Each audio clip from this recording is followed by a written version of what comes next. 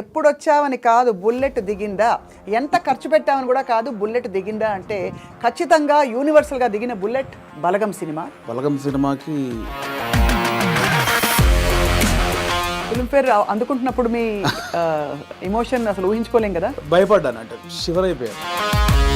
It's genuine 20 సంవత్సరాల waiting, దానికోసం అయిన ఖర్చు చాలా ఉంది. సో రెండిట్లో మరి ఏది ప్రిఫర్ చేస్తారు మీరు? ఏది యాక్టింగ్ అప్పుడు మీరు రాజా కదా, అనుభవించినట్టు తెలుస్తుంది. ఒక సినిమా తీసి అది హిట్ కొట్టినప్పుడు ఆ డైరెక్టర్ ఎందుకు అంత గడ్డాలు వేసుకుంటాడు. సో అది డైరెక్షన్ అనేది మీకు ట్రైనింగ్ లేదు, బ్యాక్గ్రౌండ్ లేదు. అంటే యూజువలీ నేను ఐఎమ్ ఫ్రమ్ థియేటర్ అని చెప్పుకుంటారు చాలా మంది. సినిమానే అండి, నేను cinema is your learning platform, అంతేనా? అండ్ నాకు ఏదైతే వచ్చిన గ్యాప్ ఉందో అదే ఇప్పుడు నా సక్సెస్కి లీడ్. ఎక్కడెక్కడి నుంచో అలా అలా అలా అలా డక్కాముక్కీలు తిన్నారు, వైభవం చూశారు, ఖాళీ టైంలో చూశారు, అన్నీ చూసుకుంటూ యువర్ హియర్ టుడే. చాలా అప్ అండ్ డౌన్ చూసాను, అప్ అండ్ డౌన్ చూసారు, చాలా చూసాను. అక్కడ మీ కళ్ళలోనే కనపడుతుంది. వేణుగాడు కాలు పెడితే లెగ్గు, వేణుగాడు కాలు పెడితే లెగ్ అని చాలా తెలిసిన వాళ్ళు కూడా సెంటిమెంట్కి భయపడే వేషాలు ఇవ్వకపోవచ్చు.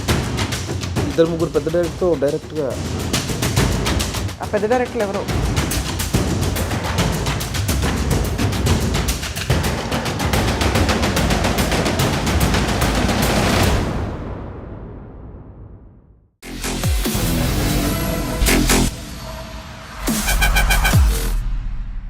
Hello and welcome to this candid conversation exclusively on iDream. ఎప్పుడొచ్చావని కాదు బుల్లెట్ దిగిందా, ఎంత ఖర్చు పెట్టామని కూడా కాదు బుల్లెట్ దిగిందా అంటే ఖచ్చితంగా యూనివర్సల్గా దిగిన bullet Balagam cinema.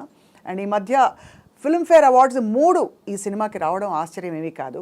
So I have with మీ అందరికీ సుపరిచిత నటులు and the one and only Balagam fame, Balagam director, Jabardasth fame వేణుగారు. వేణుగారు నమస్కారం. నమస్తే అండి. Very happy to see you. మిమ్మల్ని తరమి చూస్తే కూడా ఒక హ్యాపీనెస్ అవుతుంది ఇప్పుడు కూడా. థ్యాంక్ యూ అండి. నాకు కూడా ఆఫ్టర్ లాంగ్ టైం నేను మళ్ళీ ఒక ఇంటర్వ్యూకి వచ్చాను. అంటే చాలామంది అడుగుతున్నారు కానీ అండి బలగము చాలా చేశాము, మళ్ళీ నెక్స్ట్ అనౌన్స్మెంట్ తర్వాత మళ్ళీ స్టార్ట్ చేద్దామన్నాను. మధ్యలో ఫిల్మ్ఫేర్, ఆ ఫిల్మ్ఫేర్ తర్వాత ఫస్ట్ స్వప్న గారు అనగానే ఎస్ అన్నాను నేను. నాకు తెలిసిన ప్రముఖుల జాబితా చాలా పెద్దది, కంగ్రాచులేషన్స్. అండ్ వాళ్ళందరూ పెద్దవాళ్ళు. మీ సినిమాని మీరు లేనప్పుడు మెచ్చుకున్నారు. సంగీతం శ్రీనివాస్ గారు ఇటీవల చెప్పారు. అలా మీకు డైరెక్ట్గా అందిన కాంప్లిమెంట్ వేణుగారు? బోలెడండి. అంటే మళ్ళీ బలగం గురించి మాట్లాడితే ఆడియన్స్ బోర్ ఉండొచ్చేమో.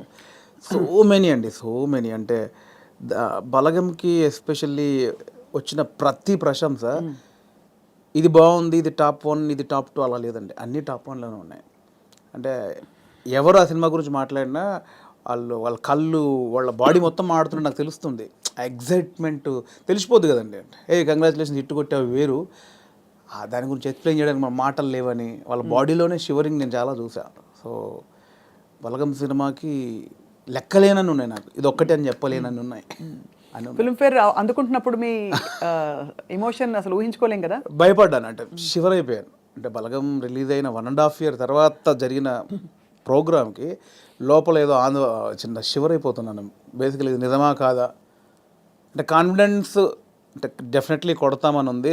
దానికి బిఫోర్ ప్రజెంటేషన్స్ అన్నీ చూస్తుంటే అది ఒకటే బ్యాలెన్స్ ఉంది, డెఫినెట్లీ వస్తుంది అని ఒక ఉన్నా కూడా అనౌన్స్ చేసిన తర్వాత స్టేజ్ మీదకి వెళ్ళేటప్పుడు కూడా చిన్న షివరింగ్ అయ్యి వచ్చేసినాయి.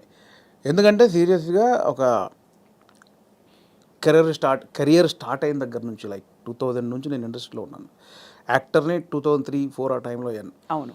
అప్పటి నుంచి ఒక పెద్ద స్టేజ్ మీద ఒక అవార్డు తీసుకోవాలి, అదే యాక్టర్గా, అప్పుడు యాక్టర్నే కాబట్టి యాక్టర్గా తీసుకోవాలని ఉంది.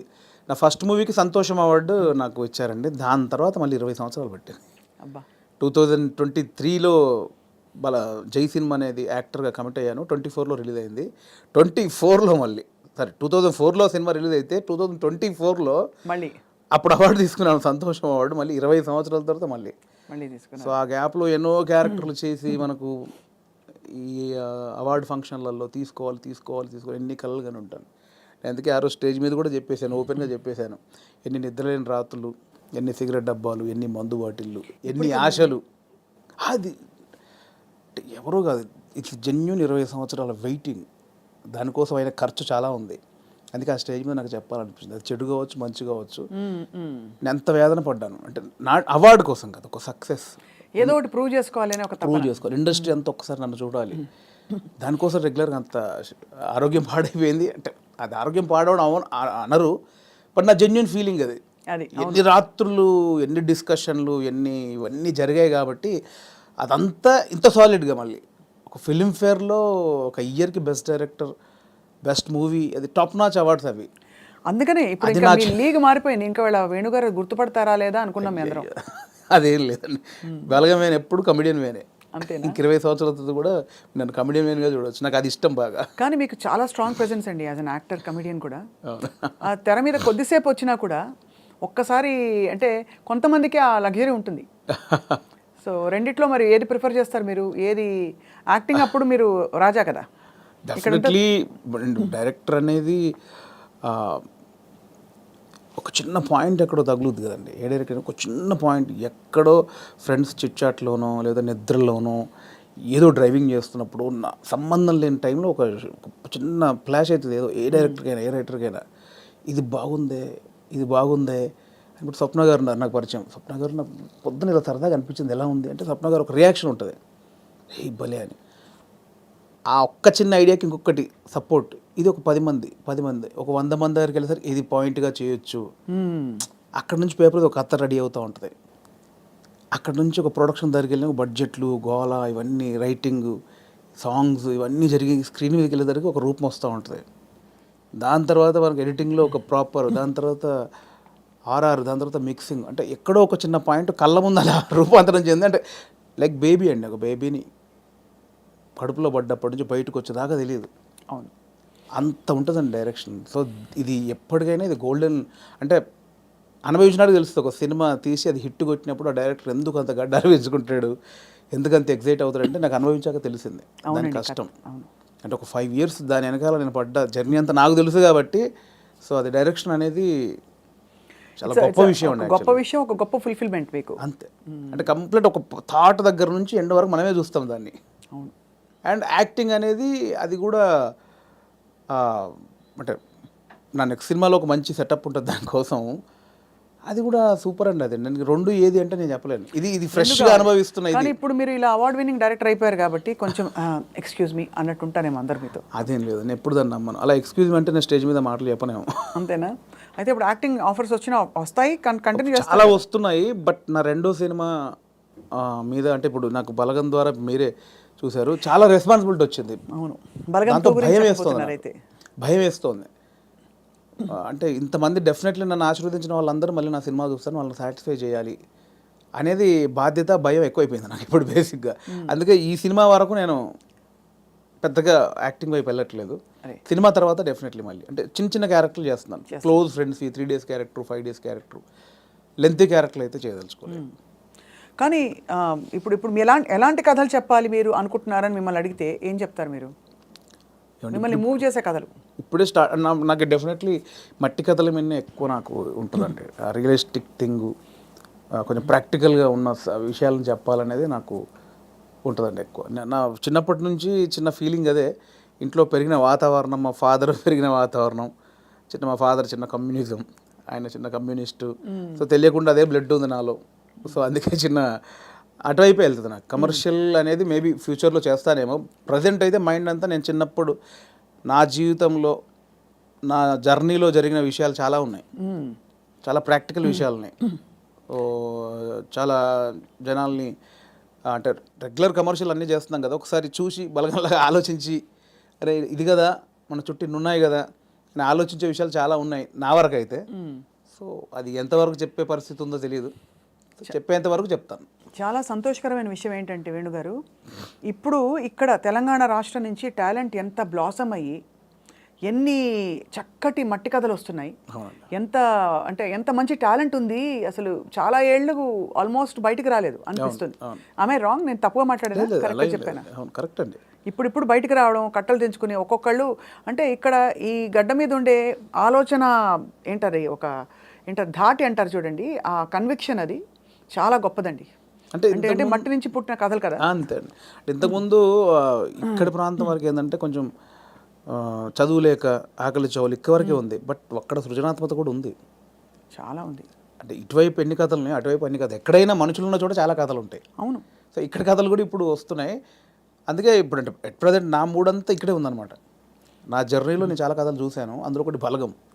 సో ఇంకా చాలా కథలు చూశాను. సో అవన్నీ చెప్పొచ్చు, దాన్నే కమర్షియల్గా చెప్పొచ్చు. ఇప్పుడైతే మరి మీ రెండో సినిమా వివరాలు అడగచ్చా ఇంకా సూనా? సూన్ అండి, సూన్ డెఫినెట్లీ. అంటే అఫీషియల్గా నా ప్రొడక్షన్ నుంచి వచ్చినప్పుడు అడిగితే బెటర్. నో డెఫినెట్గా. కానీ అందరికీ క్యూరియాసిటీ ఏంటంటే బలగం తీసిన తర్వాత మీరు చాలా జాగ్రత్త పడాలి ఇంకా రెండో సినిమాకి అదే స్థాయిలో మెప్పించాలి, ఇంకా ఎక్కువ మెప్పించాలి వీలైతే. మరి ఏంటి మీ ఆలోచనలు దాని మీద? ఉందండి, కథ అయిపోయింది, ఆల్మోస్ట్ కథ అయిపోయింది. ఇంకా అఫీషియల్గా అనౌన్స్ చేస్తాం త్వరలో. మళ్ళీ డెఫినెట్లీ నన్ను ఎవరైతే ప్రేమించారో ఆశీర్వదించారో వాళ్ళని ఒప్పిస్తానని నమ్మకం అవుతుంది. నాకు అదైతే ఇప్పటివరకు అయితే ఖచ్చితంగా ఒప్పిస్తానని నమ్మకం అవుతుంది. అంతకుముందు కామెడీ యాక్టర్గా జబర్దస్త్లో మీ జర్నీ ఎలా ఉండేది వేణు గారు? అది హ్యాపీ జర్నీ అండి, చాలా హ్యాపీ జర్నీ నా లైఫ్లో. అంటే జాలీగా ఉన్న రోజులు అవి. అంటే నేను 2004లో యాక్టర్ అయిన తర్వాత 2015 వరకు గాడ్ గ్రేస్ని అసలు వెనక్కి తిరిగి చూసుకోలేదండి. అంటే నేను డైలీ 4 షూటింగ్లు 5 షూటింగ్లు. అంటే ఈరోజు హైదరాబాద్లో ఉంటే సడన్గా మీరు వేణుగారు ఎక్కడున్నారంటే ఈరోజు ఇక్కడే ఉన్నానండి ఈవినింగ్ అంటాను. రేపు ఫోన్ చేసి దుబాయ్లో ఉన్నానండి. అదేంటి నేను ఈవినింగ్ హైదరాబాద్ అన్న, అంత బిజీగా ఉన్నాను నేను. అంత బిజీగా ఉన్నా డైలీ 3-4 షూటింగ్లు, ఈవెంట్స్ అని దుబాయ్లు, యూఎస్ ఫారిన్ షెడ్యూల్స్, చాలా బిజీగా ఉండేవాడిని. ఐ థింక్ 4 నుంచి 15-16 వరకు నేను వెనక్కి తిరిగి చూసుకోలేదు. అంటే మా ఇంట్లో నెలకి ఒక వారం రోజులు తింటే హ్యాపీ, అంత బిజీగా ఉండేవాళ్ళు. పొద్దున ఎప్పుడైందో, సాయంత్రం ఎప్పుడైందో, నైట్ ఎప్పుడైందో తెలిసేది కాదు. సో 15 తర్వాత కొంచెం జబర్దస్త్ నుంచి బయటకు వచ్చి అప్పుడు ఇంకేమైనా చేసుకోవాలని ఈ బలగం ఏదైతే దానికి ప్లానింగ్లో ఉన్నప్పుడు మాత్రం కొంచెం ఒక 3-4 ఇయర్స్ బాగా స్ట్రగుల్ అయ్యాను. సో కానీ ఎలాగా అంటే మీరు చెప్పారు కదా, అంటే మీరు మట్టిలోంచి పుట్టిన కుటుంబం మీది. మరి మీరు పొట్టకోటి కోసం అయినా పనిచేయక తప్పదు. అవును. మరి ఒకవైపు ప్లానింగ్, ఇంకోవైపు యాక్టింగ్ ఆపర్చునిటీస్ వదులుకోవాలి. అప్పుడు మీకు సంఘర్షణ వచ్చిందా? అయ్యో చాలా అండి. అదే అంటే యాక్చువల్లీ నేను 2013లో జబర్దస్త్ స్టార్ట్ అయింది. అప్పుడు పీక్స్ నేను యాక్టింగ్లో, స్టేజ్ షోలని, యాక్టింగ్ అని చాలా పీక్స్. ఆ జబర్దస్త్కి వెళ్ళిన తర్వాత మేము ఎక్స్పెక్ట్ చేయలేదు. మాది స్టార్టింగ్ స్టేజ్, మాది స్టార్టింగ్ టీం, మాది ఎక్స్పెక్ట్ చేయలేదు. యాక్చువల్గా జస్ట్ ఒక 13 days, ఒక 4 రోజులు ఇవ్వండి చాలు అని తిరిగేవాళ్ళు, మా వెనకాల తిరిగేవాళ్ళు. సో ధనరాజు, మా చంద్ర అప్పుడు కొత్తవాడు, ఇంక వాడు ఇంకా రాలా అసలు. ధనరాజు నన్ను పక్కగా పట్టుకున్నారన్నమాట వాళ్ళు. అంటే మేము ఇద్దరే అంతకుముందు స్కిట్లు చేసాం, స్మోక్ టీవీ అని అవన్నీ చేసాం. సో వీళ్ళని పట్టుకోవాలని చాలా పట్టుకున్నారు. నేను కన్విన్స్ అవ్వాలా, ఎందుకంటే సినిమా నేను అప్పట్లో కొంచెం టీవీ అంటే టీవీకి వెళ్తే సినిమాకి రాలేరేమో అనేది ఉంది. ఇప్పుడు లేదు. ఇప్పుడు స్క్రీన్ అనేది ఉన్నది తప్ప big screen, small screen, phone screen లేదు. ఇప్పుడు స్క్రీన్ అంతే. అప్పుడు ఆ వేరియేషన్స్ ఉన్నాయి. సో అప్పుడు 13 రోజులు మంచి అమౌంట్ ఎక్స్పెక్ట్ చేయని అమౌంట్ ఒకటి 4 days కదా అని లైట్గా కమిట్ అయ్యాం. ఆ 4 daysలో 13 episodes మీకు తెలుసు. అది జబర్దస్త్ స్టార్టింగ్ 18 రేటింగ్. అంటే గురువారం వస్తే వెయిట్ చేసేవాళ్ళు, గురువారం కోసం ఒక టీవీ షో కోసం వెయిట్ చేసేవాళ్ళు. సో 13 days తర్వాత మళ్ళీ బతిలాడి ఇప్పుడు అనుకున్న అమౌంట్ కంటే డబ్బులు పెంచారు. సరే అని మళ్ళీ 13 చేసాం, 27 episodes చేసాం. ఆ తర్వాత ఇంకా అది జబర్దస్త్ ఎట్లా అయిపోయిందంటే తెలుగు రాష్ట్రాల్లో గురువారం వస్తే ఏంటి అనేది. ఇప్పుడు స్కిట్లు రాయడం అది కూడా ఎలా జరిగేది? అది ఉండేది. సో అప్పుడు ఏంటంటే అప్పుడు ఇంకా ఇది మీకు తెలియట్లేదండి, ఇది చాలా అద్భుతం, మీకు ఎంత అంటే అంత ఇస్తాం, మీరు కంటిన్యూ చేయండి అన్నారు. అప్పుడు నేను ఏంటంటే నాకు సినిమా అనేది, నేను సినిమా కోసం వచ్చాను, ఇది చాలా బాగుంది, చాలా డబ్బులు ఇస్తున్నారు, ఇంటింటికి గడప గడప వెళ్ళాం, రీచ్ అయ్యాం, ఇంత డబ్బులు వస్తున్నాయి, అటు షోలు, రెమ్యునరేషన్ అన్నీ వస్తున్నాయి, కానీ నాకు సంబంధించింది పోతుంది. అవును, నేను సినిమా అనుకున్నాను, దీనికోసం రాలేదు, ఇటు పోతే నా సినిమాకు దూరం అవుతాను, దీని నుంచి బయటకు వచ్చానండి. అబ్బా చాలా పెద్ద ఇదండి. మామూలుగా సెటిల్ అయిపోతాం మనం, పైసలు వస్తున్నాయి కదా ఎందుకు బై నీకు అందుకని బయటికి వెళ్ళాక 1.5 year తర్వాత ఇది రైజ్ అయిపోయింది. అంటే ఇంటర్నెట్ ఫ్రీ అయిపోయి ప్రతి ఒక్కరికి సెల్ ఫోన్ చేతిలోకి వచ్చేసి ఇది వైరల్ అయిపోయింది. అప్పుడు ఏమైంది, నేను జబర్దస్త్ కొన్ని చేశాను కాబట్టి సినిమాలో కొంచెం దూరం అయిపోయా, టీవీకి వెళ్ళడానికి వచ్చేసి. అవును ఇది వచ్చేసిందని నేను దాన్ని పక్కన పెట్టేసి సినిమాకి వచ్చేసరికి ఇది పక్కకు పెట్టేశారు. అరే ఇలా అయింది ఏంటి అని కసిలో మళ్ళీ ఒక 1 year చేసాం. అవును, మీరు తిరిగి వచ్చినప్పుడు అయితే వెల్కమ్గా తీసుకున్నారు మిమ్మల్ని, తీసుకున్నారు. మళ్ళీ 1 year చేసిన తర్వాత అప్పుడు ఇంకా మైండ్లో డబ్బు అని మళ్ళీ ఇటు వెళ్ళినోని మళ్ళీ ఇటు వచ్చా, ఇక్కడ మళ్ళీ డబ్బు కోసం వచ్చా, బట్ లోపల మాత్రం ఇది కాదని నన్ను వేధిస్తుంది అనమాట. మళ్ళీ బయటకు వచ్చాను. ఆ మళ్ళీ బయటకు వచ్చిన తర్వాత 2015 మిడ్లో బయటకు వచ్చామండి. అప్పటి నుంచి అరాకొర అప్పటి నుంచి స్ట్రగుల్ స్టార్ట్ అయింది. ఆ 15 మిడ్లోంచి 2020 వరకు ఆ 4 years ఇటు లేక అటు లేక ఆ 4 years బాగా స్ట్రగుల్ అయ్యాను. అది ఇక మేజర్ నా కెరియర్లోనే వెరీ బ్యాడ్ పీరియడ్. అంటే తినడానికి ఉండడం వేరు, అది వేరు, బట్ మైండ్ బిజీగా ఉండడం మెయిన్ ఇంపార్టెంట్. అవును, మైండ్ బిజీ. మనం అసలు ఎక్కడ ఎటు వెళ్తున్నాం అని ఒక తెలుస్తుంది కదా లోపల. పొద్దున 6 గంటలకు లేస్తే స్టాఫ్ వచ్చారా, పొద్దున 12 గంటల వరకు ఈ షూటింగ్, మధ్యాహ్నం ఆ షూటింగ్, రేపు దుబాయ్, ఇటు హాస్టల్, ఇవి అన్నిట్లో ఈ స్కిట్లో బిజీ ఉంటుంది. ఇప్పుడు మీరు ఇందాక అడిగారు స్కిట్లు, మినిమం ఒక స్కిట్ రాయడానికి 2 రోజులు పట్టేదండి. ఎవరు రాస్తారు? నేను, నా టీం మెంబర్స్, ఎవరైనా ఒక రైటర్, అంటే మనకు సింక్లో ఉన్న మెయిన్ టీమ్ లీడర్ దగ్గరనే ఉంటుందండి. ఇంప్రూవ్ అని ఉంటుందండి యూఎస్లో, అంతా ఉంటుందా ఇది? 100% ఇంప్రూవేషనే స్క్రిప్ట్ అండి, స్క్రిప్ట్ రైటింగ్ ఏ ఉండదు. సో మీకు దానికి నేపథ్యం, మీరు Depends థియేటర్కి అది. వెళ్ళారా?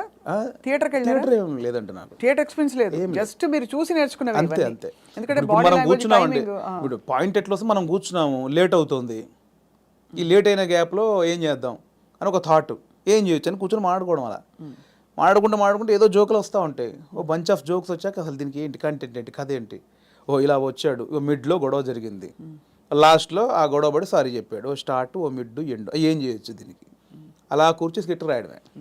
అలా టీం అంతా రాయడం, ఆలోచన ఎక్కడ పాయింట్ వస్తుంటుంది. అది టైమింగ్, ఎడిటింగ్లో అసలు అంటే మా టైంలో అయితే ఎడిటింగ్ సెన్స్ లేకుండానే దింపేసేవాళ్ళం అండి. నింపేశారు. ఇప్పుడు ఎలా ఉందో నాకు తెలియదు. నా ధనరాజు కానీ, నేను కానీ, అప్పుడు రాఘవ్ గారు కానీ, చంద్ర కానీ, అంటే అప్పుడు ఇప్పుడంటే పాపం వాళ్ళు జబర్దస్త్ వాళ్ళకి, ఇప్పుడు వాళ్ళకి ఏమైందంటే కొన్ని వేల పాయింట్లు టచ్ చేశారండి. అవును, ఎన్ని స్కిట్లు అయి ఉంటాయి, కొన్ని వేల స్కిట్లు అయి ఉంటాయి, వేల పాయింట్లు టచ్ చేశారు. ఇంకేం చేయాలో అర్థం కాక వాళ్ళకి. అవును. అప్పుడు మేము కొత్త కాబట్టి మాకు అన్ని కొత్తయే, ఆల్ పాయింట్స్. ఇప్పుడు అత్తా కోడళ్ళు ఓ 100 పాయింట్లు ఉంటాయి, అప్పుడు మాకు అవన్నీ కొత్త. ఇప్పుడు అత్తా కోడలు చేయమంటే ఏది చేసినా కూడా ఆల్రెడీ చేసినట్టే ఉంటుంది. సో అట్లా మాకు చాలా పాయింట్స్ దొరికేవి. ఇప్పుడు చంద్ర మొత్తం ఫ్యామిలీస్ మీదకి వెళ్ళిపోయేవాడు, నేను అన్నీ కొంచెం టిపికల్గా ఉండాలి, అరే నేను ఈ కొంచెం కొత్తగా ఏదో చేసేవాడిని, ధనరాజు ఇంకో, అట్లా ఎవరి కేటగిరీ వాళ్ళకు ఉండేది. సో అప్పుడు పోటాపోటీ బాగా చేసాము. సో ఆ 15 నుంచి బయటకు వచ్చాక అంత మంచి రెమ్యునరేషన్స్ కానీ, ఈవెంట్స్ కానీ, మీకు తెలుసు ఈవెంట్స్ ద్వారా మంచి ఆర్టిస్టులకు మంచి ఆదాయం ఉంటుంది, చాలా బాగుంటుంది. అదే కదా. సో అటు ఇటు మిస్ అయ్యి ఈ 15 నుంచి 20 వరకు నేను దాదాపు మీరు ఎక్స్పెక్ట్ చేయలేని అమౌంట్ మిస్ అయిపోయాను. సో ఆ లోపల అది ఉంటుంది, అది బాధ అనమాట, తిండికి బాధ కాదు. అనవసరంగా దాంట్లోంచి బయటకు వచ్చావు, ఇప్పుడు ఇంత పోయింది, ఇప్పుడు ఇది లేదు అది లేదు. ఇప్పుడు మన బతుకులకి నువ్వు వచ్చిన నేపథ్యానికి అది చాలా పెద్ద అమౌంట్.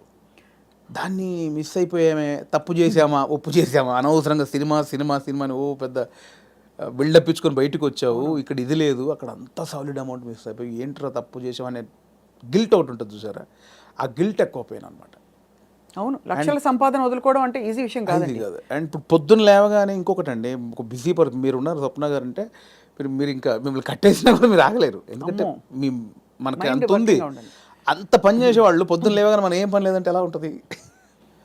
అదే బిగ్గెస్ట్ కామెడీ స్కిట్లా ఉంటుంది. అంతే, అది దానంత నరకం ఉండదు. పొద్దున్న లేవగానే ఆ స్కిట్, షూటింగ్, అట్ట ఇట్ట మైండ్ అలా పెట్టే మైండ్కి ఏమీ లేదంటే అది దానంత నరకం ఇంకోటి ఉండదు. అలా ఒక 3 సంవత్సరాలు ఫేస్ చేసిన తర్వాత ఆ ఫ్రస్ట్రేషన్లోంచి వచ్చిన ఐడియానే బలగం. అంటే ఇన్ని రాసాము, నేను చాలా సినిమాలకు, అంటే చాలా సినిమాలు కాదండి, నా ఫ్రెండ్స్ డైరెక్ట్ చేస్తా ఉంటే వాళ్ళకు నేను సబ్జెక్ట్లో కూర్చునేవాడిని, కామెడీ ట్రాక్స్ రాసి ఇచ్చేవాడిని. అండ్ సినిమాలో మేము కామెడీ సినిమా షూటింగ్ చేస్తూ ఉంటే ఏదైనా మనం ఇంప్రూవ్ చేసిన పంచ్ ఉంటుంది, అది స్క్రీన్లో చూస్తే పేలింది అంటే నాకు ఆలోచించే ఉంది. ఇప్పుడు స్కిట్లు నేను ఆల్మోస్ట్ ఒక 100 స్కిట్లు రాసా, వర్కౌట్ అయినా చాలా, అంటే నా ఆలోచన నుంచి పుట్టినాయి కదా.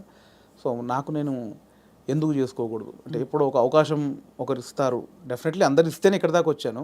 బట్ ఇప్పుడు ఇంత మనకు ఒక నాలెడ్జ్ వచ్చిన తర్వాత కూడా వెయిట్ చేయడం ఎందుకు అనేది ఆ 3 సంవత్సరాలు వచ్చిన ఇది. అక్కడ సరే నేనే హీరోగా చేసుకుందాం, నేనే రాసుకుందాం, నాకు ఒక కథ రాసుకుందాం, నన్నే ఇలా ప్రజెంట్ చేసుకుంటే దాన్ని చూసి వేషాలు వస్తాయి మళ్ళీ అనే దాంట్లో నేనే ఒక పాయింట్ అనుకుందామని స్టార్ట్ చేసిన జర్నీ. ఒక 3-4 పాయింట్లు అనుకొని అవన్నీ రెగ్యులర్గా ఉన్నాయి. ఇలా అయితే నన్ను ఎందుకు చూస్తారు, చాలామంది అలా వస్తున్నారు కదా. నన్ను చూడాలంటే మళ్ళీ నేను కొంచెం బ్యాక్వర్డ్ అయి ఉన్నాను, ఇప్పుడు నన్ను కొత్తగా చూడాలి, కంప్లీట్ ఆపోజిట్గా చూడాలి, అది ఏం చేయొచ్చు, చాలా సాహసోపేతమైన జర్నీ అది. అలా ఏం చేయొచ్చు అన్న పుట్టినప్పుడు థాటే ఒక చావులో ఎలా ఉంటుంది అంటే, నేను మా నాన్న జరిగిపోయినప్పుడు ఉన్న సిచ్యువేషన్స్ అన్నీ ఫనీగా చూసాను. ముందు ఎమోషన్ కాదు, అది ముందు ఫనీగా చూశాను. అంటే ఇప్పుడు తెలంగాణలో ఏంటంటే చేదునూరు అని ఉంటుంది, అంటే చుట్టం చూపు వాడు వచ్చినప్పుడు వాళ్ళని ఓదార్చిన తర్వాత చేదునూరు అనేది ఉంటుంది. అంటే ఇంత మందు తీసుకొచ్చి, ఇంత చికెన్ మటన్ తీసుకొచ్చి నా వంతుగా నీకు ఒక భరోసా ఇచ్చి నీ బాధని తొలగించి ఈ వచ్చిన వాళ్ళు ఇస్తారు. అంటే ఆచారం ఏంటంటే అండి, ఇప్పుడు నేనున్నాను, నాకు ఒక మా ఇంట్లో ఎవరో చేదు జరిగింది, ఎవరో చనిపోయి చేదు జరిగింది, మా బావను మా మామయ్యను బావ మరుదు ఎవడు ఆడు వచ్చి నన్ను ఓదార్చి సరే బావ జరిగిపోయిందని ఈ బాధను దూరం చేయాలి. నాకు ఏదైతే ఆ మిస్సింగ్ ఫీల్ ఉందో దాన్ని దూరం చేయగలని ఏం చేయాలి, ఇంత మందో బిందో తీసుకొచ్చి కాసేపు 2 గంటలు సపోర్ట్ ఉండి కడుపు నిండా తినబెట్టి ఏం కాదులే నేను ఉన్నానులే అని ఆ సపోర్ట్ ఇచ్చే వెళ్ళే విధానం అనమాట అది. కరెక్ట్, అవును. సో అదొక ఆచారంగా వచ్చింది, చేదు నోరు అంటాం. ఇప్పుడు పెద్ద ఫ్యామిలీ అనుకోండి, ఇప్పుడు ఇప్పుడు ఇప్పుడు ఇప్పుడు బాంబేలో ఉంటారు ఒకరు బావంట ఆయన, అక్కడ 10 మంది చుట్టాలు ఉన్నారు, ఇక్కడ చనిపోయింది కంపల్సరీ రావాలి, వస్తారు, ఈ ప్రక్రియ కూడా చేయాలి. ఇప్పుడు 10 మంది 10 రోజులు ఉండలేరుగా, 2 రోజులు చేసి వెళ్ళిపోవాలి. అవును. సో 10 మందిది వీడు తాగాలి, నేను తాగాలి, తినాలి. తాగాల్సిందేనా అంటే తాగడం కూడా బాంబే నుంచి వచ్చాడండి పాపం, అంతే కదా, మా బావకి ఇలా జరిగిందని ఏదో ఆయన తృప్తికి చేసే, నేను ఒక ముక్కనాన్న తినకపోతే ఆడేమనుకుంటాడు, ఫీల్ అవుతాడు కాబట్టి చేయాలి, కంపల్సరీ. బాధపడతారు. సో ఈ ప్రాసెస్ మా నాన్న జరిగింది అనమాట. మాది పెద్ద కుటుంబం, మా అమ్మకి నేను 9వ వాడిని, మా పెదనాన్నలు 6, మా మేనత్తలు 3. ఆహా. సో మా ప్రతి పెదనాన్నకి ఫ్యామిలీ మినిమం 10 మంది, 7 మంది, 8 మంది, వాళ్ళందరూ వచ్చి అందరూ ఒక 200 మంది మా కజిన్స్ ఉంటారు, అన్నయ్యలు వదినలు వాళ్ళ పిల్లలు అందరూ వచ్చేసి ఏమైపోయిందంటే ఆ 11 రోజులు మా నాన్నది చనిపోయిన నెక్స్ట్ డే నుంచి మార్నింగ్ ఒక సెటప్, 11 o'clock ఒక సెటప్, 1 o'clock తప్పదు. దీనిలో ఏం జరుగుద్ది, ఇప్పుడు నేనున్నాను, మీరు వచ్చారు, రాగానే సరే బావ ఇలా జరిగిందంటే సరే కూర్చో తాగదు అంటే కాదు కదా, మీరు అడుగుతారు ఎలా జరిగింది బావ ఏంటి అంటే నేను చెప్పాలి, నేను ఇలా ఉన్నట్టు నాన్న చూస్తూ అని ఏడవాలి. ఓకే అయిపోయింది. ఇప్పుడు 12 o'clock ఇంకోటి వచ్చాడు, వాడికి కూడా సేమ్ ఏడవాలిగా.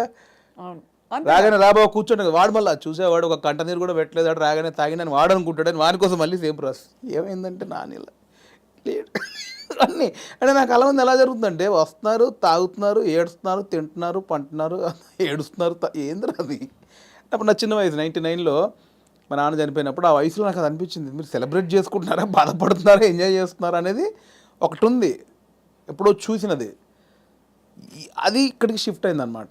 ఎలాంటి కథ చేయొచ్చు అదే అదే అదే అదే అన్నప్పుడు మా ఫ్రెండ్ ప్రదీప్ అద్వైతం అని ఇప్పుడు నెక్స్ట్ వైజయంతి మూవీస్లో పెద్ద సినిమా చేస్తున్నాడు. సో నాకు బెస్ట్ ఫ్రెండ్ అనమాట. సో తనే ఏంటంటే ఒకసారి 10 days కనిపించలా, మళ్ళీ వస్తే డార్లింగ్ ఎక్కడికి వెళ్ళామంటే ఇట్లా మా పెద్దనాన్న చనిపోయాడు రా, గమ్మతుంటుంది మన తెలంగాణలో, మా తాగుడు గోల ఇలా ఏడుపు అని అన్నాడు. అది స్ట్రైక్ ఏదో బాగుంది కదా అని ఒకసారి రివైండ్కి వెళ్తే మా నాన్నది ఇంత జరిగింది కదా ఫన్ ఇక్కడ, ఇది కదా మనం ఆపోజిట్గా చెప్దాం అనుకున్నాం అని అక్కంచెలు మొదలైన కథ. సో అప్పుడు ఒక 4 సీన్లు రాసుకొని ఫ్రెండ్స్కి చెప్తే వాళ్ళు హిలీరియస్గా నవ్వి దానికి ఇంకో 4 సీన్లు వేసి.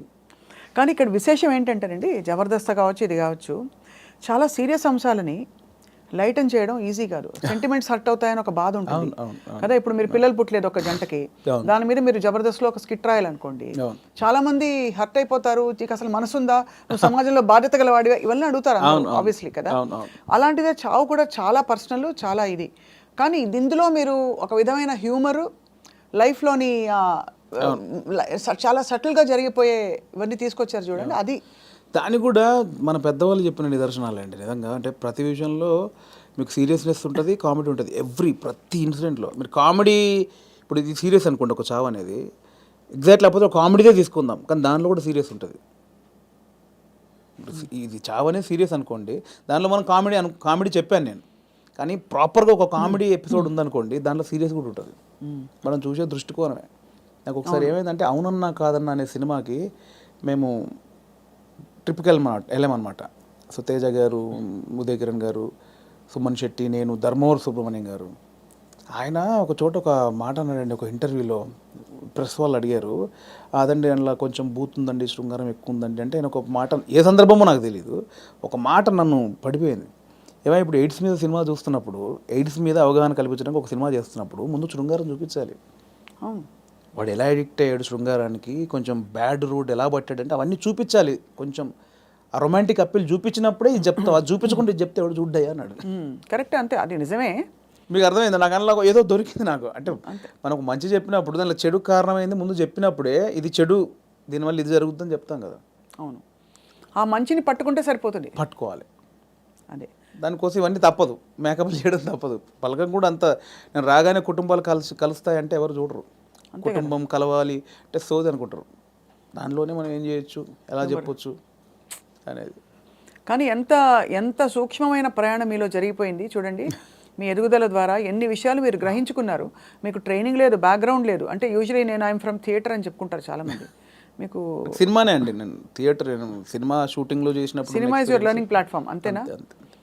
అండ్ నాకు ఏదైతే వచ్చిన గ్యాప్ ఉందో అదే ఇప్పుడు నా సక్సెస్కి లీడ్ అది. అయితే మీ పైసలన్నీ మాకు ఇస్తారా? లేవు ఎక్కడి ఆ 3 సంవత్సరాలు ఎలా బతికాను అనుకుంటారు? అంటే ఇప్పుడున్న పైసలు ఇచ్చేస్తే మాకు, అప్పుడు మళ్ళీ మీరు కూర్చుని 3 సంవత్సరాలు ఆలోచిస్తే 3 సంవత్సరాలు కాదు, ఈసారి మీకు 3 నెలలే ఇస్తున్నావు టైం. అంటే దేవుడికి ఒకటి ఉంటుందండి, దేవుడు ఒకటిసారి ఇస్తారనమాట. అస్తమానం అదే అంటే ఇవ్వడు, ఉన్నే లాక్కని బయలుదేరి అంటాడు. ఒకటేసారి ఇచ్చాడు, ఇక దాన్ని జాగ్రత్త పడాలి. మళ్ళీ 3 సంవత్సరాల గ్యాప్ ఉంటే రాదు ఇప్పుడు, అంతే కదా, రానివ్వరు కూడా. ఇప్పుడు ఇంకా మీరు ఇంకా మిమ్మల్ని తీసుకెళ్ళి జీవితం పెట్టేసాను అక్కడ ఫిల్మ్ ఫేర్. అంటే మీరు ఎంత కోల్పోయి you got the lady home. అంతే కదా, అందుకే నేను లేడీ అంటే తెలుసు కదా, అవును, చాలా బ్లాక్ లేడీ తెలుసు, చాలా మందికి తెలుసు. చెప్పాలి సరే, బ్లాక్ లేడీని తీసుకొచ్చుకున్నారు. అదే ఆ మెట్లు ఎక్కుతున్నప్పుడు కానీ, అది చేతిలో ఉన్నప్పుడు కానీ, నేను అంటే చాలా ఇంటర్వ్యూలో మాట్లాడే మనకు భయం అయ్యేది బేసికల్గా స్టేజ్ మీదకి వెళ్ళి మాట్లాడంటే. కానీ ఆ రోజు ఎందుకో చిన్న లోపల షివర్ అయిపోతూ, నమ్మలేని విషయం కదండి. ఎవరికి అంకితం ఇచ్చారు, ఏమైనా చెప్పారు అట్లాంటివన్నా? అంకితం లేదండి, అంటే ఇది అంకితం ఇవ్వాలంటే తెలుగు ప్రేక్షకులు ఇవ్వచ్చు, అది అంతే, తెలుగు ప్రేక్షకులకు ఇవ్వచ్చు అండ్ నా వైఫ్కి ఇవ్వచ్చు. ఎప్పుడు పెళ్ళైంది వేణుగారు మీకు? నాకు 2009, అంటే బిఫోర్ జబర్దస్త్. బిఫోర్ జబర్దస్త్. మీ పెళ్ళైన తర్వాత మీ లైఫ్ జబర్దస్త్గా మారింది అంతేనా? ఇందులో 2 అర్థాలు ఉన్నాయి. అందరికీ రకరకాలుగా మారింది. మేడం గారు పాప నన్ను చూసి తిట్టుకుంటారేమో. మేడం గారికి కంగ్రాచులేషన్స్ చెప్తున్నాను. మీ వైఫ్ పేరండి? శ్రీలత. శ్రీలత గారికి కంగ్రాచులేషన్స్, మీ వారు సాధించి ఛేదించి చూపించారు. అది డెఫినెట్లీ నా వైఫ్ సపోర్ట్ 101% ఉందండి. ఈ 5 years జర్నీలో నేను ఏది పట్టించుకోలేదు బేసిక్గా. అవునా? ఏది పట్టించుకోలేదు ఇన్ సెన్స్, అంటే డబ్బు ఉండగానే అన్ని కాదు. ఇది ఒక్కటి కట్ చేసి మేము thumbnail పెడితే ఏముంటుంది? మా వైఫ్ నన్ను ఈ 5 ఏళ్లలో అస్సలు పట్టించుకోలేదు. మీరు ఏదైనా పెట్టొచ్చండి, నేను అడిగింది మీరు పెట్టరు, నేను వద్దన్నది మీరు ఆపరు. జోక్ నాకు అంటే మిమ్మల్ని చూస్తే మా అందరికి జబర్దస్త్ స్ఫూర్తి వచ్చేస్తుంది అనమాట. నా వైఫ్ సపోర్ట్ 100% ఉందండి. తను నాకు ఎక్కువ బర్డెన్ ఇవ్వలేదు, పిల్లల విషయంలో కానీ ఫ్యామిలీ విషయంలో కానీ నన్ను అర్థం చేసుకుంది పాపం. చాలా అవసరం కదండి ఎందుకంటే సినిమాలు అంటావేంటి, ఉద్యోగం చేసుకోక అని అనే వైఫ్స్ ఉంటారు, లేదు వచ్చిన పని చేసుకోవచ్చు కదా అని అనేవాళ్ళు ఉంటారు. అంటే ఈ అబ్వియస్లీ సినిమా ఫీల్డ్ మీకు తెలుసు, నిద్ర పట్టదండి బేసిక్గా. 11 అవుద్ది, 12 అవుద్ది, సినిమాలు చూస్తూ ఉంటాం, కళ్ళు స్ట్రెయిన్ అయిపోతుంటాయి, బెడ్ మీద పడుకుంటాం, అలా అయిపోతాయి కళ్ళు. అలా ఏదో మనకు పోలీసులు టార్చర్ చేసి అలా పెడతారు చూడండి, ఇప్పుడు పీపుల్స్ ఎన్కౌంటర్ సంథింగ్ సినిమాలో అలా పెడతారు, అలా అయిపోతాయండి. పట్టదు నిద్ర. అంటే ఎలా ఇది ఎట్లా ఏం చేయాలి ఇది ఓకే అవుద్దా కాదా, నెక్స్ట్ పాయింట్కి వెళ్దామా అని మళ్ళీ కూర్చుంటాం, మళ్ళీ ఏదో సినిమా పెడతాం, మళ్ళీ ఏదో చేస్తాం, అవ్వదు. అలా 5-6 అయిపోతాయి. అట్లేదండి, మళ్ళీ సినిమా చూద్దాం, దొరకవు సినిమాలు, దొరకవు. అవును, సరే మనకు సంబంధించిన సినిమా ఎంతసేపు చూస్తావురా, ఎంతసేపు నీ నెక్స్ట్ కథకు తెలియదు, కొంచెం నవ్వుకోవడానికి ఒక సినిమా చూస్తాం, ఏదో పెడతాం, ఇది కాదు అంతలో మళ్ళీ అది పెడతాం, ఇది కాదు ఇంకోటి ఏదో వెబ్ సిరీస్, ఇది కాదు బుక్ పడతాం. అంటే నాకు తెలిసి ఇప్పుడు అనుభవిస్తుంది కదండి, మేబీ 2-3 సినిమాలు చేసిన తర్వాత మైండ్ సెట్ అయిద్దేమో మేబీ. దీన్ని అంటే వర్కే లైఫే అనేది నాకు తెలిసి కొంచెం ఎక్స్పీరియన్స్ తర్వాత నాకు అలవాటు అవుతాం. ఇప్పుడేమో ఎంతసేపు ఇంత ప్రేమించారు, ఇంత గౌరవించారు, మంచిది చెప్పాలి, చెప్పకపోతే గౌరవం పోద్దేమో. నువ్వు జెన్యున్ ఫీలింగే, బట్ అంటే మీరు హ్యాండిల్ చేయాలి కదండి. అండ్ ఇప్పుడు నాకు అంతకుముందు యాక్టర్గా ఉన్నప్పుడు ఎలా ఉంటుందండి, పొద్దున్న స్టాఫ్ వస్తారు, చిన్న 7 o'clock వెళ్తాం, 8 o'clock లొకేషన్ వెళ్ళగానే కలర్ఫుల్గా దిగ్గానే యూనిట్ మొత్తం 200 మంది ఉంటారు, ఎవరెవరు యాక్టర్లు ఉన్నారు, చిన్న సరదాగా ఉంటుంది, క్యారవాన్కి వెళ్ళామా, రెడీ అయ్యామా, తృప్తిగా వచ్చామా, చేసామా, 6 అయిపోయిందా, కథం ఈ షూటింగ్ అయిపోయింది ఇంటికి. ఇప్పుడు అలా కాదు కదండి, రూమ్లోనే పొద్దున్న లేస్తే ప్రాజెక్ట్ అయిపోయేంత వరకు సబ్జెక్ట్ క్లారిటీ ఉందా, ప్రొడ్యూసర్ ఏమంటాడు, హీరో ఏమంటాడు, ఇది మనం అనుకున్నది కరెక్ట్ వర్కౌట్ అవుతుందా, ఏమైనా డైల్యూట్ అవుతుందా, ఈ దాంట్లోనే అయిపోతుందండి ఎప్పుడు మైండ్. దీనివల్ల నాకు ఏమైందంటే డైరెక్టర్స్ మీద ఇప్పుడు విపరీతమైన రెస్పెక్ట్ వచ్చేసేది నాకు. అంతకుముందు ఏముంది, వీళ్ళు తీస్తారులేదు సినిమా, వీళ్ళు ఇంట్రా దీనికి ఎక్కువ చేస్తారు అనిపించేది.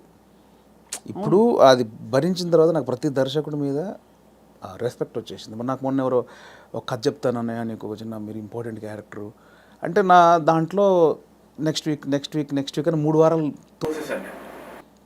తర్వాత పాపం అనిపించింది, వస్తానంటే అన్న మీరు ఎక్కడ రమ్మంటారు, మీ ఆఫీస్కి రమ్మంటారా, లేదా కాఫీ షాప్లో కూర్చుంది, ఇవన్నీ అంటున్నాడు అతను. మీ ఆఫీస్ ఎక్కడ ఉందో చెప్పిన వస్తా, వద్దన్నా మీరు అలా అంటారండి. సారీ అని ఇబ్బంది పెట్టి అదేం లేదు తమ్ముడు, అంటే నేను మీ ఆఫీస్కి వస్తానా లేదా కాఫీ షాప్లో కూర్చున్నా, నీ ఆఫీస్ చెప్పు, నీ ఆఫీసు నీ టేబుల్ ముందు నీ చైర్ ముందే కూర్చొని వింటాను, నాకు ఎక్కడొద్దని చెప్పాను. ఎక్కడో సందులో చిన్న సినిమా, అక్కడికి వెళ్ళి కథని వచ్చా.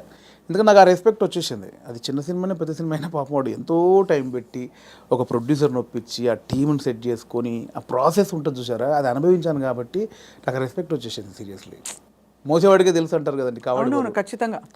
అది నొప్పి నాకు ఆఫ్టర్ డైరెక్ట్ అయ్యాక తెలిసింది నాకు. It's what an amazing me journey. ఎన్ని విషయాలు బట్ చాలా చిన్న వయసులో మీరు ఛాలెంజెస్, నాన్నగారు 99లో అవునవును చనిపోయారు కదా. అవును. తర్వాత ఎలా మీ కుటుంబ బాధ్యతలు, మీరు చాలా ఎంతమంది అన్నదమ్ములు? నాకు కుటుంబ బాధ్యతలు నాకేం లేదు, ప్రాబ్లం ఏం లేదండి. యాక్చువల్గా నాన్న చనిపోయే వరకు అక్కల పెళ్ళిళ్ళని అయిపోయాయి. సో 2 అన్నలు ఉండేవాళ్ళు, చిన్న అన్నయ్య కూడా పెళ్ళి అయింది. నేను మా అమ్మ మార్కెట్లో కూరగాయల వ్యాపారం చేసేవాళ్ళం. సో నాకు బాధ్యతలు లేవు బేసిక్గా. అదొక వ్యాపారం చేశారు, ఇంకా ఉందా లేదా? ఇప్పుడు లేదు, అమ్మతో లాస్ట్ అయిపోయింది. నాది లాస్ట్, నా తర్వాత అమ్మ కొన్ని రోజులు చేసిన తర్వాత. సో నాకు బాధ్యతలు లేవండి అసలు. అక్కడ ఒకటి టెన్షన్ లేకుండా ఉంది. బట్ నేను ఊర్లో ఉన్నప్పుడే డబ్బులు సంపాదించాను కూరగాయల వ్యాపారంలో. ఇండస్ట్రీకి వచ్చాక మాత్రం నేను ఇంటి దగ్గర డబ్బులు అడుక్కొని రాలా. నాకు చిన్నప్పటి నుంచి చేయి ఎవరిని అది లేదు. రెండోది ఒకరి కింద పని చేయడం కూడా ఇష్టం లేదు నాకు. అంటే ఊళ్ళో లోయర్ మిడిల్ క్లాస్లో జీతాలు ఉంటారు, బట్టల షాప్లో కానీ కిరాణా కొట్లో కానీ. నేను ఎప్పుడు అలా లేను. కూరగాయల వ్యాపారం ఏంటంటే నా ఓన్ బిజినెస్ అది. అవును, నా ఓన్. అది 50 రూపాయలు వచ్చినా, నేను రోజుకి 50 రూపాయలు సంపాదించినా, 100 రూపాయలు సంపాదించిన నా ఓన్ బిజినెస్ అది. నేను ఒకరి కింద నేను జవాబుదారి కాదు నేను బేసిక్గా. అంటే ఏదన్నా నేను హాఫ్గా నాకు లీవ్ కావాలన్నా ఒకరిని అడిగి లీవ్ పెట్టుకునే అవసరం లేదు నాకు, నా ఓన్. సో అది అలవాటు అయిపోయింది. సో అక్కడి నుంచి ఆ డబ్బులు సంపాదించే ఇది వచ్చింది కాబట్టి హైదరాబాద్కి వచ్చాక ఇక్కడ స్టార్టింగ్ స్ట్రగుల్ పీరియడ్లో మనకు మెయింటెనెన్స్కి చాలా ప్రాబ్లమ్స్ ఉంటాయి. నేను ఇంటి దగ్గర అడుక్కోవడానికి నాకు మొహమాట అనమాట. మనమే సంపాదించాం, మనం అడిగేది ఏంటి అని. సో అడగకుండా ఉండడం కోసం అప్పుడప్పుడు ఊర్లోకి వెళ్ళి ఒక 10 రోజులు కూరగాయలు అమ్ముకొని 1000 రూపాయలు సంపాదించుకొని ఆ 1000 రూపాయలతో జాగ్రత్తగా ఒక 2-3 నెలలు ఉండి అక్కడ ఇక్కడ చాలా పడ్డానులేండి. చాలా ఇంటర్వ్యూలో చెప్పాము, చాలా స్ట్రగుల్స్ పడ్డాము స్టార్టింగ్లో. కాకపోతే ఆ ఊర్లో కూరగాయల వ్యాపారం, అక్కడ అనుభవం, ఆ 10 మందిలో తిరగడం. అప్పుడే నేను మార్షల్ ఆర్ట్స్ చేశాను.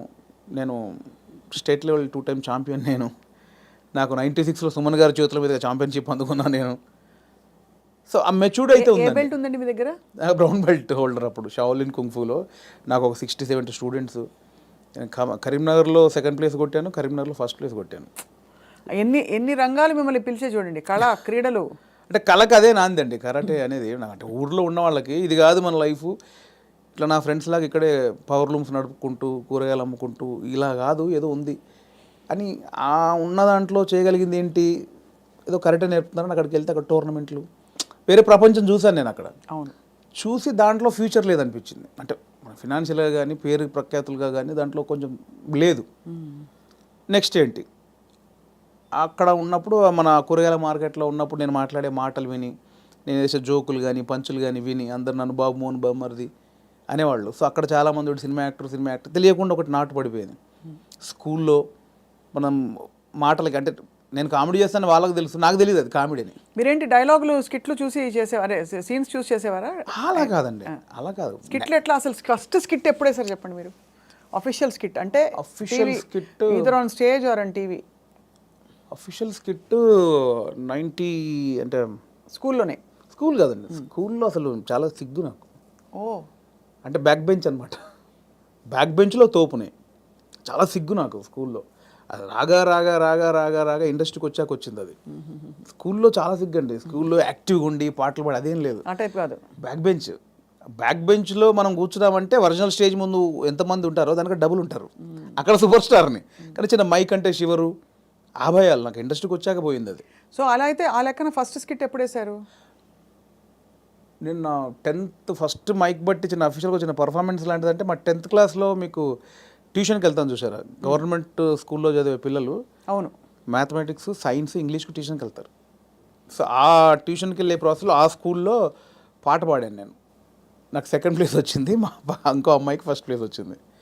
అది నా ఫస్ట్ యాక్చువల్గా ఒక యాక్టర్గానో కళాకారుడుగా అది 10thలో. అది మా టీచర్స్, మా ఫ్రెండ్స్ ఇంకా నాతో అలిగి, అంటే నువ్వు ఎన్ని చాటుగా చేస్తావు, అన్ని అద్భుతాలు చేస్తావు, అక్కడెక్కడ మూలకి ఎవడు చూడకుండా చెట్ల కింద పుట్ల కింద అది జైరా అని వాళ్ళందరూ నన్ను ఒత్తిడి చేస్తే చాలా సిగ్గుతో అది పాడా.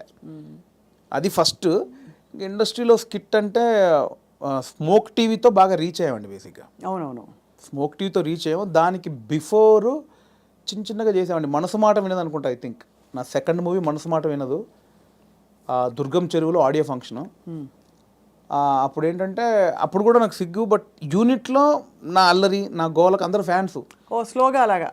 యూనిట్లో ఇప్పుడు డైరెక్షన్ డిపార్ట్మెంట్ తోటి కానీ నాకు మార్తాండ్ శంకర్ గారు, అవునవును. ఆయన నాకు ఆదిత్య గారి దగ్గర ఆయన కో డైరెక్టరు, బాగా నాకు ఇంకా క్లోజ్ అనమాట అన్నయ్య. ఆయనతో నేను ఎంటర్టైన్మెంటు అది అలా బిహైండ్ ద స్క్రీనే. ఇందాక బ్యాక్ స్టేజ్ అన్నది అలా కెమెరామెన్ కానీ డైరెక్టర్ కానీ ఆదిత్య గారు కానీ శంకర్ అన్న కానీ ఇంకా వేణుగాడు ఉన్నాడంటే రచ్చ.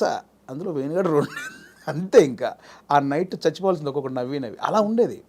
సో అక్కడ నుంచి మీకు కాన్ఫిడెన్స్ వచ్చింది. రాలే, ఇంకా అక్కడ కూడా రాలేదు. అలా అందరికి నోన్, లైట్ మెన్స్తో సహా డిపార్ట్మెంట్ అందరికి నోను. దుర్గం చెరువులో ఆడియో ఫంక్షన్ జరుగుతుందండి మనసు మాట విందు. అప్పుడు నవదీప్ చెన్నైలో షూటింగ్ చేస్తున్నాడు. సో 8 o'clock ఇక్కడ ఈవెంట్ జరగాలి. సో 7కి స్టార్ట్ చేసాము. నవదీప్ ఆందవే అంటున్నాడు. ఆ డ్యాన్స్ పోటీలు జరిగాయి, డ్యాన్స్ చేస్తారు కదా వాళ్ళు ఈవెంట్లో, ఆడియో ఫంక్షన్లో డ్యాన్స్ అయిపోయింది. 4-5 పాటలు పాడారు. అక్కడ నవదీప్కి గంట లేట్ అయింది ఫ్లైట్. సో మీడియా అంతా వెయిట్ చేస్తున్నారు, హీరో రాలా. ఎలా అన్నీ ఫుల్ఫిల్ చేశారు, అన్ని స్పీచ్లు అయిపోయినాయి. ఇంకా ఒక అరగంట పడుతుంది ఆందవే అంటే టక్మని నాతో పాటు వెంకీ ఉన్నాడు, పోట్రే వెంకీ. వాడు కొంచెం యాక్టివ్, వాడికి స్టేజ్ యాక్టివ్, నాది బ్యాక్ బెంచ్ యాక్టివ్ అంటే వాడు స్టేజ్ మీద యాక్టివ్. వాడు ఏంటంటే కాన్ఫిడెంట్గా అందులో ఉన్నది ఇంత అయిన టాపిక్ కాన్ఫిడెంట్గా చెప్తాడు. నా దగ్గర ఇంత ఉంటుంది, కాన్ఫిడెంట్ ఉంటుంది, ఇంత చెప్తే అనమాట. వాడు ఎక్కేసాడు. వాడు ఎక్కువ 15 నిమిషాలు ఊపేశాడు. ఊపేశాడు. ఇంకా నవదీప్ ఇంకొక 20 నిమిషాలు సబ్జెక్ట్ కొంచెం, కానీ దాన్ని కాన్ఫిడెన్స్ లెవెల్ ఎక్కువ తనకి.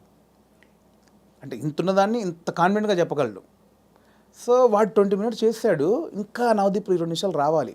ఎలా అన్నప్పుడు నాకు తెలియకుండా అనౌన్స్ చేశారు, ఇప్పుడు వేణు మిమ్మల్ని 20 నిమిషాలు ఎంటర్టైన్ చేస్తాడని. వాళ్ళు అనౌన్స్ చేయగానే మా యూనిట్ వాళ్ళు ఉంటారు కదా, ఓ అని ఒక స్టార్కి ఎట్లా అప్లాజ్ వస్తుందో అలా అరిచేశారు. అట్లా మొదలైంది.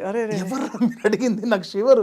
ఎవర్రా నన్ను అలా, వీళ్ళు ఈ అప్లాజ్ వచ్చేసరికి కూర్చున్న వాళ్ళకి ఎలా ఉంటుంది, బోయిడోడో తోపు వస్తున్నాడని అనౌన్స్ చేశారు. రావే అంటే నేను ఎక్కడో చీకట్లో కూర్చొని నన్ను ఎందుకు పిలిచాను, నేను ఎక్కకి స్టేజ్ అంటే దేనికి ఎక్కాలి, ఎక్కువ అన్నారు. ఇంకా అది ఫస్ట్ నాది పర్ఫార్మెన్స్ యాక్చువల్గా. అలా షివర్ అవుతూ చేయి ఎంత నవ్విస్తావు కదా చేయి అంటే, బ్యాక్ స్టేజ్ నవ్వించేది వేరు, ఆ టాపిక్లు వేరు, ఆ సబ్జెక్టులు వేరు. స్టేజ్ మీద ఎలా అని ఇంకా తక్కువ చేసి మనకి ఆడిషన్లో యాక్టర్గా ఆడిషన్ చేసేటప్పుడు చేసిన కొన్ని ఐటమ్స్, కొన్ని జోకుల్ని అలా ఒక్కొక్కటి చేస్తూ ఉంటే అప్లాజు. దాంతో ఒక 25 నిమిషాలు 30 నిమిషాలు సోలోగా ఎంటర్టైన్ చేశాను. ఈ లోపు నవదీప్ వచ్చాడు. అది ఫస్ట్ పర్ఫార్మెన్స్ ఇండస్ట్రీలో. సో అలా మీకు కాన్ఫిడెన్స్ వచ్చి చూడండి ఎక్కడి నుంచి మీరు ఎక్కడికి వచ్చేసరి వాళ్ళ ఫిల్మ్ఫేర్ అవార్డు అందుకుని. అవునండి. ఒక అద్భుతమైన జర్నీలో ఇప్పుడు నెక్స్ట్ ఏంటని ఇంకా ప్లాన్ చేస్తున్నారు మైండ్. ఎవరు చేశారు ఇదంతా అంటారు, దేవుడా మీరేనా, మీ రాత మీరే రాసుకున్నారా, దేవుడు రాశాడు, దేవుడు నమ్ముతారా? డెఫినెట్లీ నమ్ముతానండి. కొద్దిగా నమ్ముతాను. అంటే గాలిలో దీపం పెట్టి దేవుడా అయితే అన్ను, దేవుడు అంటే నమ్ముతాను. అంటే మీరు చేసేవి చేస్తూ దేవుడా అంటారు. అంతే. నాకు ఇప్పుడు ఒక చిన్న సపోర్ట్ ఉందని ఫీల్. నేను హనుమాన్ భక్తుడిని, సో ఆయన ఉన్నాడని ఒక నమ్మకం ఉంటుంది. సో అలాగే ఆయన ఉన్నాడని ఏం చేయకుండా కూర్చోను, ఏం చేసినా ఆయన ఉన్నాడు, చూసుకుంటాడు, స్ట్రాంగ్ వెళ్ళొచ్చు, మావాడు ఉన్నాడు కదా. ఇప్పుడే నాకు హనుమంతుడు వారు చెవిలో చెప్పారండి, బలగం 2లో నేనే కదా. డెఫినెట్లీ ఆ సబ్జెక్ట్ ఎవరు కోరుకుంటే వాళ్ళే ఉంటారు. డెడికేషన్ పెట్టారన్నమాట. లేదండి, అంతే. ఆ సబ్జెక్ట్లో స్వప్న గారు అవసరం ఉందనుకుంటే మీరు ఎక్కడున్నా మీ దగ్గరకు వచ్చి అది వచ్చి అలా అంతే. నో బట్ యాక్చువల్లీ సీరియస్గా ఎంత ప్రౌడ్ ఫీల్ అవ్వాలండి మీరు. అంటే మీరు జస్ట్ మీ అడుగులు మీరు వెతుక్కుంటూ ఎక్కడెక్కడి నుంచో అలా డక్కాముక్కీలు తిన్నారు, వైభవం చూశారు, ఖాళీ టైంలో చూశారు, అన్నీ చూసుకుంటూ యు ఆర్ హియర్ టుడే. చాలా అప్ అండ్ డౌన్ చూశాను. చాలా చూసాను. అక్కడ మీ కళ్ళలోనే కనపడుతుంది. అంటే నేను 200 సినిమాలు చేశానండి, ఆల్మోస్ట్ 220 సినిమాలు చేశాను యాక్టర్గా. కమర్షియల్ హిట్లు నాకు రాలేదు. అంటే సాలిడ్ క్యారెక్టర్ చేసిన సినిమానేమో ఫ్లాప్ అవ్వడం, ఏదో ఒక చిన్న అరసీన్ ఉన్నది బ్లాక్ బస్టర్ హిట్ అవ్వడం. సినిమాల్లో ఒక సక్సెస్ఫుల్ సినిమాలో ఒక మంచి క్యారెక్టర్ పడితే తెలియకుండా సినిమాలు వచ్చేస్తాయి. నేను మంచి క్యారెక్టర్లు చేసిన ఏవి వర్కౌట్ అవ్వాలి. సో యాక్టర్గా వేణుకు చాలా మంచి టైమింగ్ ఉందని రాజమౌళి గారి దగ్గర నుంచి, సుకుమార్ గారి దగ్గర నుంచి, పెద్ద వాళ్ళందరూ, త్రివిక్రమ్ గారు, వినాయక్ గారు, పూరి జగన్నాథ్ గారు, మా గురుగారు తేజ గారు, అందరూ. కానీ ఒక కమర్షియల్ బ్రేక్ పడినప్పుడు వాళ్ళు ఎవరేం చేయగలిగారు. ఇప్పుడు నేను బలగం సినిమా చేశాను, నాకు తెలిసిన యాక్టర్లు ఎవరిని పెట్టుకోలేకపోయారు. ఎందుకంటే ఆ సినిమా ఎవరిని కోరుకుంటుందో వారినే తీసుకుంటారు. ఎవరైనా అంతే కదండి. అటు బాగా చేస్తున్నాడని అందరు తీసుకొని పెట్టుకుంటే అవ్వదు, ఇది బిజినెస్. నేనే పెట్టుకోలేకపోయాను కదా. సో అది రాలేదనే వేదన చాలా ఉండేదండి నాకు. అంటే నా బిఫోర్ వచ్చిన వాళ్ళందరూ సూపర్ స్టార్లు ఎదిగిపోతున్నారు, మనకు ఒక కమర్షియల్ హిట్ లేని కారణంగా, అన్నీ చేయగలిగి హిట్ లేని కారణంగా వెనకబడిపోయామని ఒక ఆవేదన ఒకటి ఉంటుంది. అది చాలా పెయిన్ఫుల్. ఆ మధ్యలో వేణుగాడు లెగ్గు అని ఒక, ఆ టైంలో అంటే చాలా సినిమాలు మంచి క్యారెక్టర్లు పోయేసరికి తెలియకుండా ఎవడో అని వేణుగాడు కాలు పెడితే లెగ్గు, వేణుగాడు కాలు పెడితే లెగ్ అని చాలా తెలిసిన వాళ్ళు కూడా సెంటిమెంట్కి భయపడి వేషాలు ఇవ్వకపోవడం, చూసారా, ఇలా చాలా పెయిన్ఫుల్ జర్నీలు జరిగాయి. దారుణం అండి అసలు మాట అంటాం. బాధేస్తుంది కదా, డబ్బులు చాలా పెద్ద 2-3 పెద్ద డైరెక్టర్తో డైరెక్ట్గా కొంచెం విభేదించాను కూడా, అట్లా చాలా జరిగాయి. సో నేను కాదు కదా, ఇప్పుడు మొన్న ఇప్పుడు టిల్లు అంటారు నన్ను, నేను నిలబడ్డాను కదా, అంతే కదా, నా ట్రాక్ తప్పు చేయలేదు కదా, ఇంకోటి నాకు ఎందుకు వేస్తారు అట్లా. అదొక చాలా పెయిన్ఫుల్ ఉండేది. ఆ పెద్ద డైరెక్టర్లు ఎవరో అందరూ సహకరించిన వాళ్ళు అందరి నిమిత్తం మాత్రమే అండి. నేను ఇక్కడ దాకా వచ్చిన తర్వాత నేను ఎవరిని, అంటే ఇప్పుడు అర్థమవుతుంది మీకు దేని వెనకాల ఏ రీజన్ ఉందని ఇప్పుడు అర్థం చేస్తుంది. మీరు డైరెక్టర్ అయ్యారు కాబట్టి. నేను చెప్పాను కదా, ఇప్పుడు నా సినిమాకి నా చిత్రం శ్రీను దగ్గర నేను 1.5 year టచ్ బాయ్గా పనిచేశాను, చాలామందికి తెలుసు. అతనికి నేను వేషం ఇవ్వలేకపోయాను. ఇప్పుడు మా తాగబోతు రమేష్ ఇప్పుడు నాతో మాట్లాడడానికి ఇప్పటికి కోపమానికి, రచ్చరవి క్యారెక్టర్ నేను చేయలేనా అని ఇప్పటికీ నా మీద కోపం 100 సార్లు తిట్టుంటాడు. నేనంటే ఇప్పుడు నన్ను గొంతు పిసికి చంపేస్తాను వాడు, రచ్చరవి క్యారెక్టర్ నేను చేయలేనా, నాకు తెలంగాణ రాదా అని. కానీ నాకు అదే డైరెక్టర్గా నాకు ఆ క్యారెక్టర్లో రవే కనిపించాడు, రమేష్ కనిపించలే. ఇక్కడ టాలెంట్ బేరీజ్ వేయడం కాదు, నాకు వాడైతే సెట్ అవుతాను అనిపిస్తోంది. అట్లా నా దగ్గర ఎంతున్నా కూడా పెద్ద డైరెక్టర్లు అందరూ నాకు వేషం ఇవ్వలేదంటే ఆ సినిమాకు వాళ్ళకి 100 బాధలు ఉంటే నాకు ఇప్పుడు తెలిసి వచ్చింది. అంతకుముందు తిట్టుకొని ఉన్నాను, బట్ ఇప్పుడు నాకు తెలిసి వచ్చింది ఏ సినిమాకి ఆ సినిమా బాధలు ఉంటాయి. సో అంతకుముందు తిట్టుకున్న దర్శకులందరికీ నేను మనస్ఫూర్తిగా సారీ చెప్పుకున్నా ఎప్పుడో, ఇప్పుడు అంతే, ఇందువల్ల మీరు మాకు ఇవ్వలేదా అని. ఎందుకంటే ఇప్పుడు నాకు తెలుస్తుంది కదండి, ఇప్పుడు నన్ను వచ్చి నాకు ఎందుకు రమేష్ నేను సమాధానం చెప్పలేకపోతున్నాను ఇప్పుడు, అంతేగా, అంతే తెలిసి వచ్చింది. మీరు అన్నది కరెక్ట్, మీకు తెలిసి వచ్చిందంటే అర్థమైంది ఇప్పుడు. సో బట్ డెఫినెట్గా మీరు ఐ థింక్ మీరు మంచి సినిమాలు మంచి కథలు చెప్తారని అందరికీ కాన్ఫిడెన్స్ వచ్చేసింది. మొన్నే సంగీతం శ్రీనివాసరావు గారు కూడా మెచ్చుకోవడం మిమ్మల్ని, అలాగే చాలామంది అంటే పరోక్షంగా మిమ్మల్ని మెచ్చుకున్న విషయాలు కూడా చాలా ఉన్నాయి.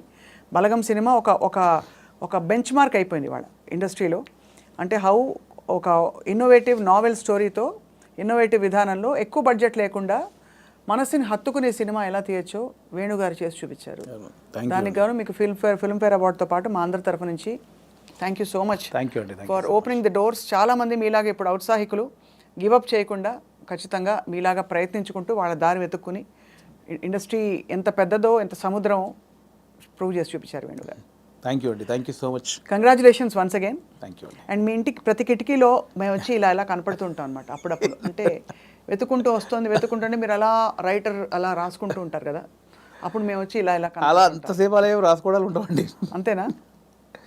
అంతసేపు రాసుకోవడాలు ఏమి ఉండవు. ఆ రాసిన తర్వాత అది ఎప్పుడు జరుగుద్దని చూసుకోవడాలు ఉంటాయి తప్ప అవి ఉండవు. అది అంతా ఒక సెటప్ అయిపోతే దాన్ని ప్రాసెసింగే టైం ఎప్పుడైనా. ఎక్కువ గ్యాప్ లేకుండా నెక్స్ట్ సినిమా ప్లాన్ చేసేయండి వేణు గారు. షూర్ అండి. Thank you so much. Thank you.